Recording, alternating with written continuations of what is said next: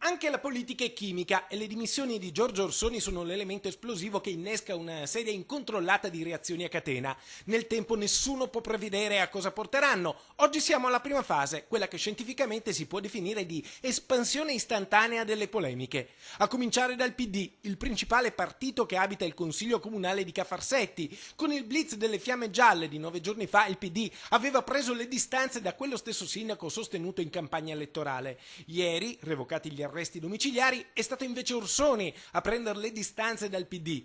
Distanze appunto, incomprensioni, fratture che s'allargano, che incrinano la giunta e portano al crack di oggi. Ma io sono molto sereno nella valutazione di quello che sta succedendo e chiedo un'unica cosa, chiedo che la magistratura faccia il suo corso e lo faccia in maniera veloce. Alessandra Moretti non ha dubbi, il passo indietro di Giorgio Orsoni è un importante segnale di chiarezza e di opportunità politica. Poi però la neo-europarlamentare del PD tira fuori le unghie. A questo punto mi domando come mai altri coinvolti in questa inchiesta con accuse maggiori non facciano altrettanto. Penso prima di tutti a Giancarlo Galan.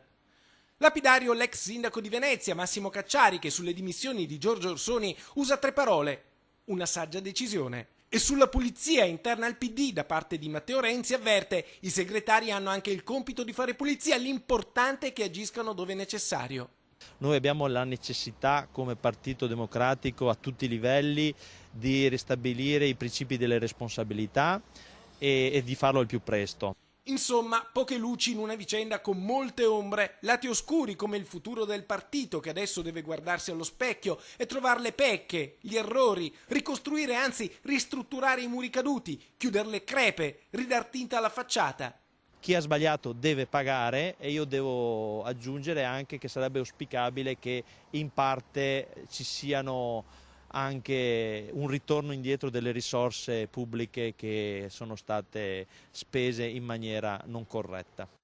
Alla fine hanno vinto i consiglieri comunali di minoranza che nei giorni scorsi avevano firmato una mozione di sfiducia nei confronti di Giorgio Orsoni. Volevano le dimissioni, oggi le hanno ottenute. Eppure, quello del sindaco non è un passo indietro di fronte all'opposizione, ma alla maggioranza. Una maggioranza che oggi non c'è più.